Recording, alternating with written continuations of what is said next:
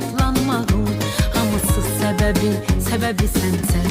Özümü hamıdan güclü sanmağım. Durduğum yerde kanatlanmağım. Benim sevinmeyim ya şadlanmağım. Yine de sebebi sensen.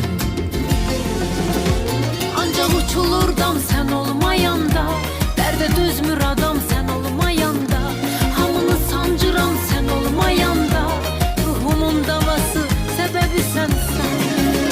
Kalmayıp kalbimin daha gile. Gemli çemenimin açık çiçeği. Ayızın ortası yazın gelmeyi. Bahar havası sebebi sensin.